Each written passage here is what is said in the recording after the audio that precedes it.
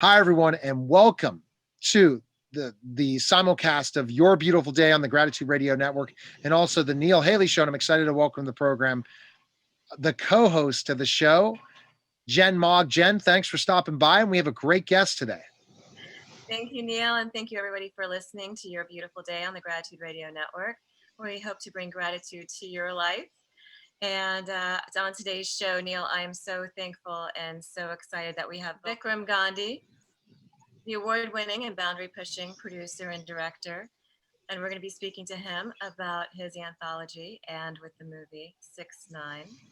Really, he's a director of a very popular Hulu documentary on a very controversial rap story. So I'll let Jen ask the first question because we're probably going to get into how you became a director. But I really want to talk about this project because, again, I've been talking to a lot of people. It's a big buzz, but let's find out first a little bit about you, Vikram. Go ahead with your first question, Jen. Oh my goodness. So many. So just let me start from the beginning because I'm a filmmaker, producer, screenwriter. How did the love for film come into your life and come to you? I think like anybody, I grew up on watching movies, being influenced by movies and television. And, as I was trying to find a path after, I went to college in New York, went to Columbia, and studied film, studied writing. But as I was trying to find my way, I guess I, at some point, just started picking up a camera and filming. And I realized that, in our age, it was kind of its own way. Holding a camera and shooting documentary was a little like having a pen. And so I just ended up, just becoming a cameraman, failing, succeeding, and gradually working my way to starting a company with some friends that I worked with in college. And then, at some point, I had done so many commercials I couldn't count them and decided I just needed to stop and actually make a movie. So I made my first film about 10 years ago. That was called Kumare. And then since then, I've tried to do as much long form and stay in the long form medium of both narrative and documentary filmmaking. Wow. And, Vikram, when we talk about that specific love for it, what do you think? And you said you finally said, I'm going to make films. What do you think your big break was as a director and filmmaker? What would you think? My big break. Well, I'm not sure if I think in those terms, but I think I just made the decision to take some risks. So the first film I made was called Kumare. I made that in 2011. Started, I guess, in 2010. So 10 years ago. I had been running a production company at that time, and I, like I said, I had just done too many commercials and really wanted to make something of substance. So I had wanted to make a film that was kind of looking at the world of New Age and yoga in America, and I had this idea, like, what if I just pretended to be a guru myself, and so that's what I did. And then my first movie was kind of a social experiment where I just kind of did something that I think nobody really thought was appropriate or would make sense, which was I pretended to be a religious leader, and I made a movie about it. And that was Kumare. That was my first big break. It was really the first risk I took in filmmaking, and the first risk I took as far as putting myself out there as an artist. And won South by Southwest, was released all around the world, and that was kind of my big break. Okay. Next question, Jen. No, and he won an award for that. How did that feel to win the audience award? I think it was validating. I think awards are cool. I mean, the film we made, I felt like I hadn't really seen anything like it before. So whether it won an award or not, I was really kind of happy we had made it. It was more rewarding just like talking to people and getting their reactions than anything else. seeing your The award is just a resume thing that I can say on a radio show like this. Yeah, absolutely. But at least it validates what you've done, and that's important. Yeah. And then Totally. puts in your resume so that when you're looking for other projects, people are more willing to talk to you before that Sure, award. yeah. Not so it's like you get your peers and people to say, hey, you're something that could be that, hey, you have talent. Why don't you come up with this? Why don't you think about this? And that's what I guess that process is in this business. Wouldn't you say, Vikram, is just kind of you build your resume and then opportunities open up and you have to take them. Yeah, or you don't have to take them. Right. I'm sure you've don't seen want it. things you're just like, no way. I'm not taking it. Right. That people's Yeah, I say sometimes it's more important to say no than yes. Dan, is that the same thing you think about as a director too, when and producer, that certain things is like, no way, I can't do this? It's on sometimes the day that you're shooting, it's what you feel. But when you go into it with everything you have in every cell of your body. You know, it's just it's like a day at work. Like some days at work, you're like, what the heck is going on? But when you're in film and everything looks nice and clean and everybody looks like they've taken a bath like day one, and by the second week we look like the living dead walking around. But it's a part of film. It's the best life is film life. I mean, I think. And I wanted to ask you about your narrative film, Barry. And that's caught the attention of so many people. And to do a film of Barack and his youth. Can you take us through that and through your journey of filming that and putting that together? Sure. I had been working on Vice for about 5 years and had been contemplating making this movie. One of the reasons that I had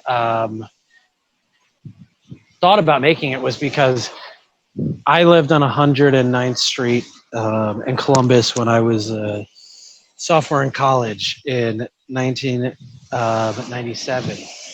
And I was reading Barack Obama's memoirs at some point, in the last, I guess, 7 or 8 years ago. And I read in his memoirs that he lived on 109th Street between Columbus and Amsterdam. And when I started looking at that chapter of his life, I knew exactly what building he lived in, and I realized that he walked the same streets as I had when I was a student there, and probably had similar experiences as sort of feeling like maybe racially an outsider, being that he was a mixed race kid from Hawaii who had sort of plopped down on what would be one of the biggest crack blocks in New York that was mostly Dominican, Puerto Rican, and that he going to this elite school probably had a lot of these emotions that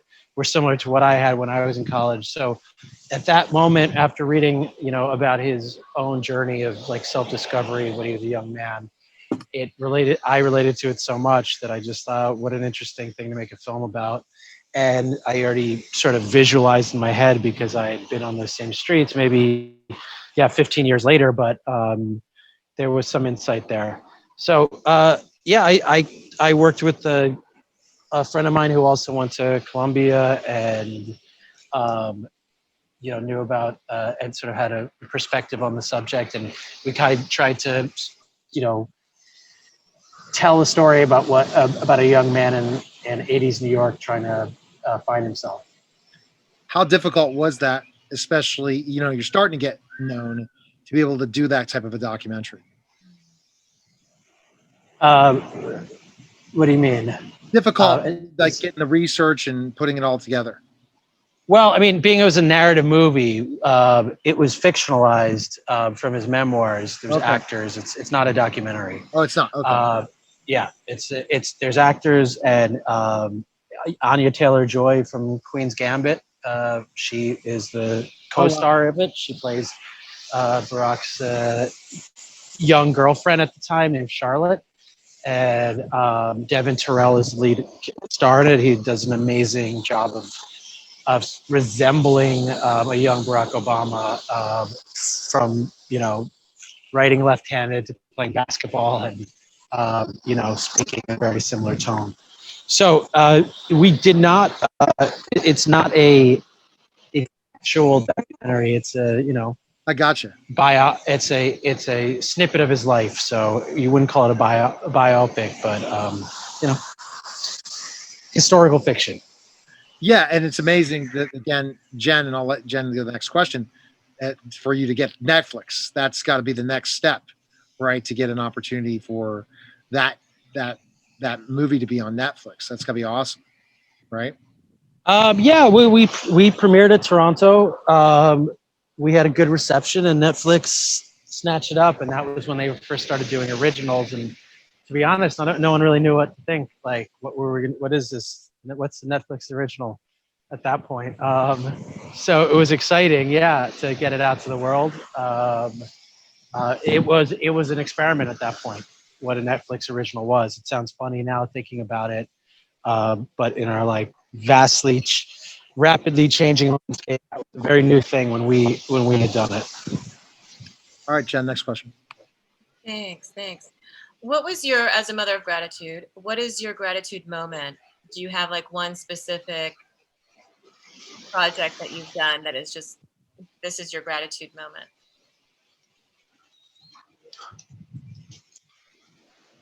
Sorry. I don't know. Something that, yeah. Do I have a specific moment that it's my gratitude moment? Yeah.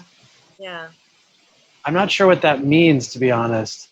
So if there was a little miracle that happened on one of your sets, or if with everything coming together, an epiphany that you have, I start my day off with gratitude, and that's my superpower. So I want to inspire the world with more gratitude in their lives and people's lives. And that's the heart of Gratitude Radio Network. So I usually ask everybody, do they have a gratitude moment, to where there's one part of a piece of time that you hang on to for inspiration?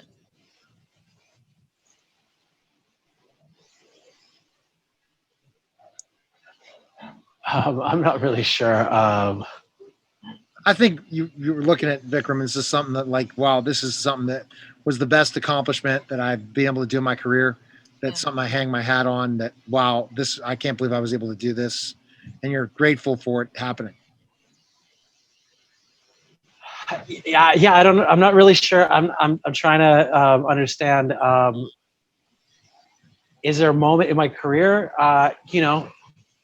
It's a hustle. This is a hustle. It's a hustle business.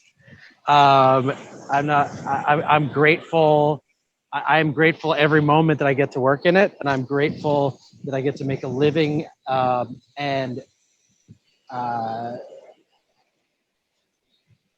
that I think very few people have the luxury of making films that they care about. Right. And so I guess if you want me to make sense of how that fits into me, for me, as I was saying, I'm grateful every time I say no to a project. That is the greatest feeling, to be like, I don't need to do something I don't care about. So that would probably be my moment of gratitude every time a call comes from something I don't really feel like doing, but most people might feel obligated to have to do. I feel really grateful that I get to choose and take my time and do the things that I care about. All right, now let's get to the gist. A lot of people into this the Hulu documentary 69, the Saga of Danny Hernandez. Mm-hmm. What made you want to do this project, to be involved in this project? Well, I just had this idea. I just discovered the kid online. I started following him. He lived down the street from where I live in Brooklyn.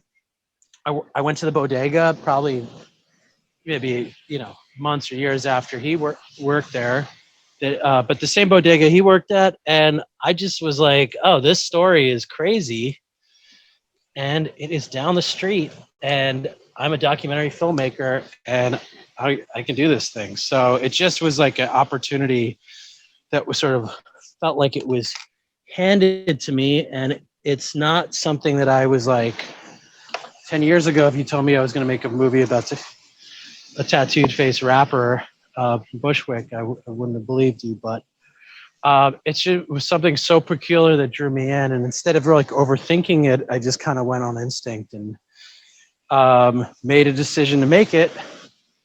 And that's really all that was. I own a camera and I know how to shoot. So that's how it started. I just started asking questions, knocking on doors, and started making a movie. It is truly a DIY film made by me and a couple people mostly during quarantine in an apartment. And we were up against a lot of competition. Some of the biggest film companies in the world are still working on their own versions of the story. But we were the closest to the action, had probably the best access to parts of the story that really no one else had even heard of. So I just went to the sort of hardcore essence of filmmaking, which is just turn your camera on and ask people questions and let them open up to you, So that's really just how it happened. That is incredible. At any moment in time, did you feel like you were in danger? Because in watching it, I feel like it's like you guys are in some dangerous situations, or at any point in time, there could be more bullets flying. I mean, there's nothing in the film that you see that really we're really in danger in the film. There's things that we filmed around stuff that didn't make it, where there were guns and bullets flying, and but ultimately they were sort of leads that we were following to get access to things. If you tried to go down a rabbit hole of gangs in New York, as generations of filmmakers have before, this is just another sort of era of gangs in New York, and but at the end of the day, I've spent a good amount of time traveling the world, meeting gangs around the world, and you're only really in danger if you don't trust the people you're with, and they don't trust you. Right. And every situation I entered in there was a level of trust with people, and they trust me. So I never actually felt in danger with anything that's in the film. Now, let's talk about specifically enough the controversy of Tekashi 69 for people that don't know that rapper, without giving away the whole documentary. Yeah, he's a controversial figure. In his very essence, he's a walking contradiction. He is a rainbow-haired, tattooed all over his face Mexican rapper from Bushwick who uses the N-word ad nauseum and antagonizes other rappers, creates beef, and at some point claimed to on social media have joined the Bloods and a specific set of the Bloods in Brooklyn, and boasted of crimes, beef with other rappers, violence against them. He's been documented on TMZ of putting a hit on another rapper, and there was shooting the following day. So all of these things led to an incredibly controversial figure, and that's how I found him, and that's how most of the world has found him. But it also turns out that that's what has gotten him arrested. And that's where our story really begins, is after he gets arrested, and we try to unravel what really happened, and how this kid, Tekashi 69 or Daniel Hernandez, who's indicted for 47 years to life, could put away 9 gang members and be part of the biggest, trial really, in one of the biggest trials in music history. And then he gets to walk out. Yeah, and now he's still alive, and it's amazing. It is, yeah. I mean, he's also been quite quiet. after he came out, he did have a #1 hit with Nicki Minaj. He broke records, but his album did minimal in sales, and since then he's sort of been quiet and disappeared. Unclear what's happened to him. Interesting. And how has the documentary been seen? What kind of praise have you gotten so far for it? Well, we've gotten pretty good reviews, across the board. But more than that, we've had a very specific reaction from audiences, and that reaction is step one: outrage that Hulu would make a documentary about Tekashi 6ix9ine, or sanction one, or purchase one, that he is such a repugnant human being that people are outraged first. And then secondly, people watch it and the reaction has been overwhelmingly positive, that it's not what anyone expected, that it really sort of sheds a light on the age that we live in, where social media dominates the way we think, and people like Tekashi 6ix9ine, trolls like him, can rise to the top and really dominate pop culture and the public discourse. And so it's at the end of the day, it's a very classic story about just a kid who got caught up in fame and fortune and lost himself in the process. But the response has been overwhelmingly positive, and I think it's growing every day. And the core fan base, the lot of young people who know about his story, again, like the reaction is first some resistance that Hulu somehow is promoting this guy, and then once people find out that it's not that, but it's a very different documentary, the reaction has been pretty positive. Great. Next question, Jen. That is so cool. Where do you think he's going to go from here? If you could see his future, where would you? I don't know. I mean, I think that the one thing about him that fascinated me in the beginning is that he's an enigma. I mean, if you look at the kid and his sources of inspiration, his hit song is called Gummo. It's not a coincidence. It is based on the Harmony Korine movie Gummo, that name. His name is Tekashi 6ix9ine. He got his name from a Japanese tattoo artist.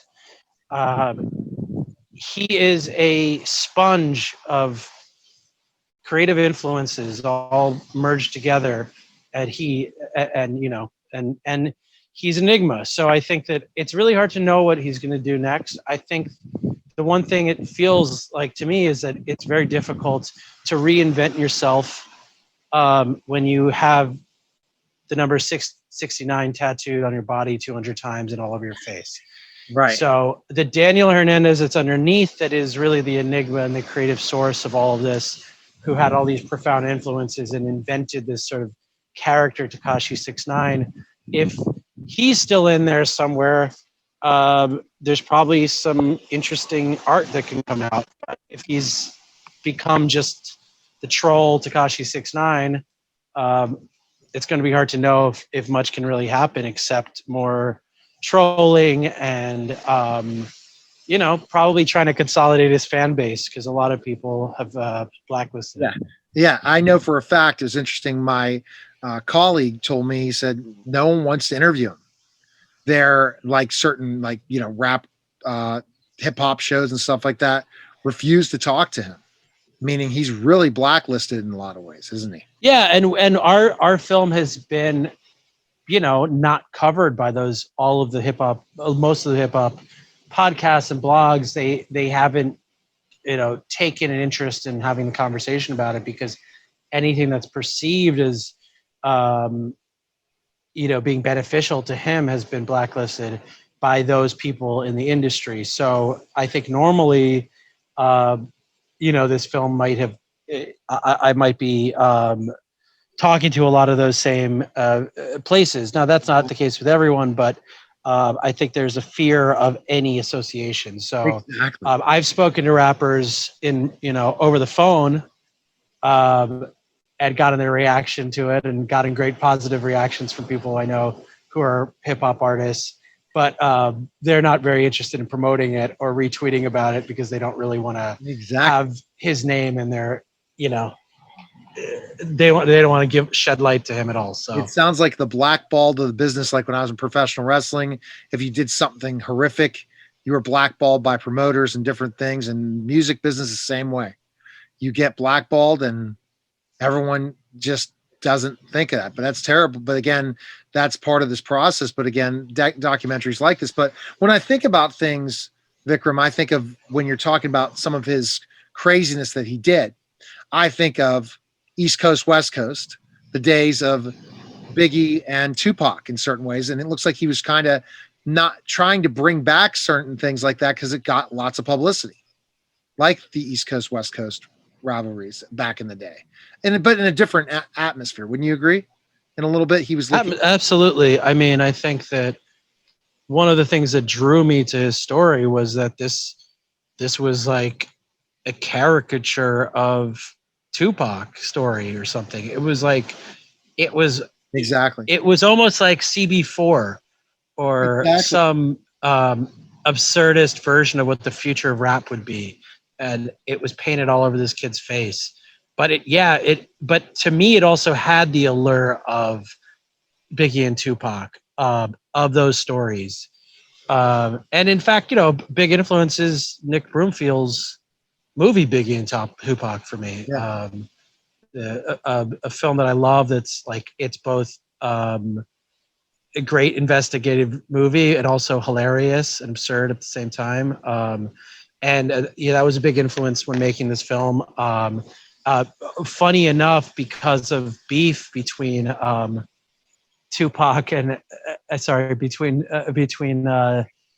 Tekashi and Snoop, you could see Tekashi posting when he got out of jail, him watching Biggie and Tupac at home, in the comfort of his home, as a way to troll Snoop, watching Suge Knight's scene. So I think it's a huge connection between those two, to those story, and in a way, I think that legacy is also something that everybody in rap has held on to, as like, those guys are they are the biggest rappers who've ever lived, and their beef is the most famous, is one of the reasons, And it just seems like that Tekashi 69 is definitely an artist that knows how to create controversy, and probably watched a lot of that and mirrored it in certain ways. And that led to publicity, but yet at the end of the day, it kind of destroyed him. So it's really a tale. Yeah. Yeah. And my whole thing is, I don't want it to just, to bring back, we lost Tupac, we lost Biggie. We don't need to lose anybody else because of too much testosterone, as I say. And the artists that they are still living throughout the music and always will. And so I'm hoping, keeping my fingers crossed, but at some point there'll be redemption and 69 can get it together. I love the way that you film this. I just find it fascinating. All right. Perfect, Jen. Go ahead and close us out for our guest today. Oh, you're so sweet. Thank you. And I have a question for you. If somebody wants to submit anything to you or to hire you for their next documentary or film, how would they go about it?